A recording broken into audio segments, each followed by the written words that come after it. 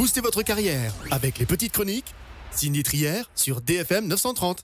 Amis actifs, bonjour, bienvenue dans les petites chroniques de Cindy, les conseils tremplins pour booster votre carrière. Me voici très heureuse de vous retrouver ce jour pour aborder la notion de burn-out. L'épuisement professionnel est surtout connu sous l'appellation anglaise burn-out. Selon l'Organisation mondiale de la santé, OMS, il se caractérise par un sentiment de fatigue intense, de perte de contrôle et d'incapacité à rebondir via des résultats concrets au travail. Si d'un point de vue biologique, les experts ne parviennent pas totalement à expliquer ce qui mène à l'épuisement professionnel, il semble toutefois que les travailleurs qui traversent une période d'épuisement témoignent d'une situation de stress chronique en lien avec les causes suivantes.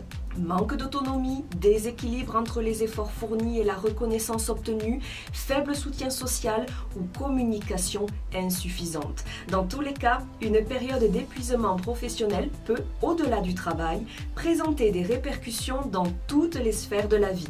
En pareil cas, la victime peut glisser vers la dépression. Certaines personnes peuvent vivre de l'anxiété, souffrir de troubles de l'alimentation, présenter des problèmes de toxicomanie ou, à l'extrême, des pensées suicidaires. Certains travailleurs s'épuisent même au point d'y laisser leur vie. Le terme japonais karoshi désigne la mort subite par épuisement nerveux au travail causé par une crise cardiaque. Le phénomène a été observé pour la première fois au Japon à la fin des années 1960.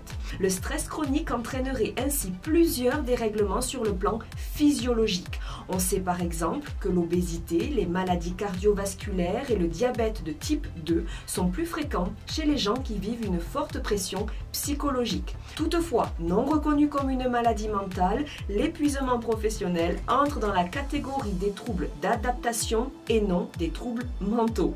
Distinguer un épuisement professionnel d'une dépression n'est pas chose de simple.